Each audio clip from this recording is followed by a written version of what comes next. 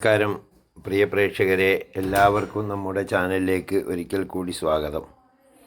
നമ്മുടെ രാജ്യത്ത് ഇപ്പോൾ ചർച്ചയായിക്കൊണ്ടിരിക്കുന്ന ഒരു വിഷയം, ഇതുവരെ നമുക്കറിയാം കോക്രോച്ച് പാർട്ടി, അതുപോലെ തന്നെ പരീക്ഷ പേപ്പർ ചോർച്ചയൊക്കെ ആണെങ്കിലും ഇപ്പോൾ വന്നുകൊണ്ടിരിക്കുന്ന പ്രശ്നം E20 പെട്രോൾ എന്ന് പറയുന്ന പെട്രോളിനെ പറ്റിയിട്ടാണ്. ഇത് കേൾക്കുമ്പോൾ നമ്മൾ വിചാരിക്കും ഇത് നമ്മളെങ്ങനെയാണ് ബാധിക്കുകയെന്ന്. നമ്മൾക്കൊന്നും ബാധകമല്ല എന്ന് വിചാരിക്കുന്ന ആളുകളുണ്ട്. എൻ്റെ കയ്യിൽ ഞങ്ങളുടെ വീട്ടിലൊരു സ്കൂട്ടർ ഉണ്ടായിരുന്നു. ഇനി പുതിയ സ്കൂട്ടറാണ്, ഇതൊന്നും പഴക്കില്ല, ആകെ 1.5 വർഷം മാത്രം പഴക്കമുള്ള സ്കൂട്ടർ. ഇപ്പം അടുത്ത് നിരവധി തവണ അതിങ്ങനെ കേടാവും. അപ്പോൾ ഓയിൽ മാറ്റി വെക്കും, ഒരു പ്രാവശ്യം കാർബറേറ്ററും മാറ്റി. കഴിഞ്ഞ ആഴ്ച എൻജിൻ്റെ ടോപ്പ് അയക്കണം എന്ന് പറഞ്ഞു, അത് അയച്ച് സീലിംഗ് മാറ്റണം എന്ന് പറഞ്ഞു. ഇതൊന്നും തീരുമാനമാകുന്നില്ല. ഇന്നാണ് അതിൻ്റെ വ്യക്തമായ വിവരം വർക്ക്ഷോപ്പുകാരൻ പറഞ്ഞു തരുന്നത്.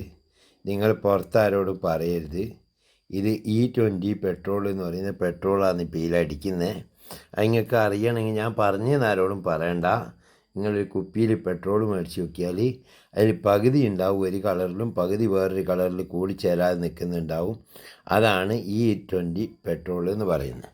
അപ്പോൾ ആ പെട്രോൾ എന്താണ്, അതിൻ്റെ ബേസ് എന്താണെന്ന് ഞാൻ സോഷ്യൽ മീഡിയയിലൊക്കെ തിരഞ്ഞു നോക്കി, എനിക്കറിയാവുന്ന പലരോടും ചോദിച്ചു.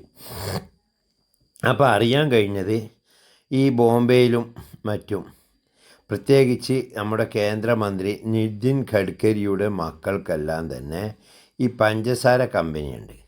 ഈ പഞ്ചസാര കമ്പനിയിൽ മെയിനായിട്ട് ഉപയോഗിക്കുന്ന കരിമ്പാണ്. ഈ കരിമ്പിൻ്റെ അതിലത്തെ എസൻസ്, ഷുഗർ വലിച്ചു കഴിഞ്ഞാൽ അതിൻ്റെ ചണ്ടി ഉണ്ടാവും. ഈ ചണ്ടി വെറും വേസ്റ്റാണല്ലോ. പണ്ടൊക്കെ പശുക്കൊക്കെ കൊടുക്കലുണ്ടായിരുന്നു. ഇപ്പം അതെങ്ങനെ തന്നെ നേരിട്ട് കൊണ്ടുപോയിട്ട് കുറച്ച് ദിവസം വെള്ളത്തിലിട്ട് വെക്കുമ്പോൾ അത് വൈനായിട്ട് അല്ലെ ചാരായിട്ട് എത്തനോളായിട്ട് മാറും അത്രേ. ആ എത്തനോൾ വെറും വേസ്റ്റായ സാധനം. അപ്പോൾ പച്ചവെള്ളം പെട്രോളിൽ ചേർത്ത് വിൽക്കുക. പണ്ട് നമ്മളൊക്കെ കേട്ടിട്ടുണ്ട് രാമർ പെട്രോൾ. പണ്ടുണ്ടായിരുന്നു, നമ്മളെ മരിച്ചുപോയ കലാഭവൻ മണീൻ്റെ കാസറ്റ് കേട്ടിന്, പച്ചവെള്ളം കൊണ്ട് എനിക്ക് വെളിച്ചെണ്ണ ഉണ്ടാക്കാൻ അറിയാൻ എന്ന് പറഞ്ഞ മാതിരിക്ക്. അതായത് എന്നിട്ട് എങ്ങനെയാണെന്ന് ചോദിച്ചു കൊടുക്കുന്നത്, നിങ്ങൾ കൊണ്ടുപോയിട്ട് കുറച്ച് വെള്ളം എടുത്തിട്ട് തെങ്ങിൻ്റെ ചോട്ടിൽ ഒഴിക്കുക. അപ്പം തെങ്ങ് വലുതായി അതിന് തേങ്ങ ഉണ്ടാവും. തേങ്ങ ഉണ്ടായിക്കഴിഞ്ഞാൽ അത് വെട്ടിയിട്ട് നമ്മൾ എന്ത് ചെയ്യും, കൊപ്രയാക്കും. കൊപ്ര ആട്ടിയിട്ട് വെളിച്ചെണ്ണയാകും. അപ്പോൾ അങ്ങനെയാണ് പച്ചവെള്ളം കൊണ്ട് വെളിച്ചെണ്ണ ഉണ്ടാക്കിയല്ലെന്ന് പറഞ്ഞിട്ടുണ്ട്. ഇതേപോലെ തന്നെ ഒരു സംഭവമാണ് ഈ 10 പൈസക്ക് വിലയില്ലാത്ത ഈ എത്തനോൾ നമുക്ക് തരുന്നത്. അതായത് ലോകത്തിലേക്ക് വെച്ച് ഏറ്റവും വലിയ വിലയാണ് നമ്മുടെ പെട്രോളിന് നമ്മളോട് മേടിച്ചുകൊണ്ടിരിക്കുന്നത്. ഈ യുദ്ധത്തിൻ്റെയൊക്കെ പേരും പറഞ്ഞിട്ട് യുദ്ധമെല്ലാം കഴിഞ്ഞു, അവിടെ ഇങ്ങനെ എണ്ണയെല്ലാം സുലഭമായിട്ട് കിട്ടൽ തുടങ്ങി, ബാക്കി എല്ലായിടത്തിലും വില കുറച്ച്. ഇവിടെ ഇങ്ങനെ ദിവസം കൂട്ടുമല്ലാതെ കുറയ്ക്കുന്ന പരിപാടി ഇവിടെ പണ്ടേ ഇല്ല. എന്നിട്ട് ഈ പെട്രോൾ എടുത്തിട്ട് എന്താ ചെയ്യുന്നതെന്ന് വെച്ചിട്ടുണ്ടെങ്കിൽ, നമ്മൾ ശരിയായ പെട്രോൾ നമ്മൾ 100-115 ഉറുപ്പ്യെല്ലാം കൊടുത്തിട്ട് വാങ്ങുന്ന പെട്രോളിൻ്റെ അകത്ത് ഈ 10 ഉറുപ്പ്യേൻ്റെ സാധനം പകുതി ചേർക്കുക.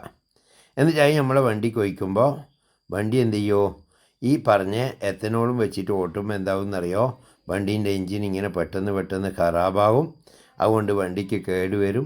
അതിന് വർക്ക്ഷോപ്പുകാർക്ക് നല്ല വരുമാനം, പൈസ പോകുന്നത് ഞമ്മക്കും. ഏത് രൂപത്തിലാണ് നമ്മളെ പൈസ കളയുക. അതിനായിട്ട് പണ്ട് പിണറായി വിജയൻ ഒരു മുഖ്യമന്ത്രിയായിരുന്ന സമയത്ത് ഒരിക്കൽ പറയുന്ന കേട്ടിന്, ഏതോ ഒരാളെ പറ്റിയിട്ട്. അതായത് ചില ആളുകളുണ്ട്, രാവിലെ കിടക്കപ്പായെന്ന് അവർ ആലോചിക്കും ഇന്നാരെയാ പറ്റിക്കുക, ഇന്നാരെയാന്ന് ചതിക്കുക എന്ന് ആലോചിക്കുന്ന ചില ആളുകളുണ്ടെന്ന് പണ്ട് നമ്മളെ കേരള മുഖ്യമന്ത്രി പറഞ്ഞിരുന്നു.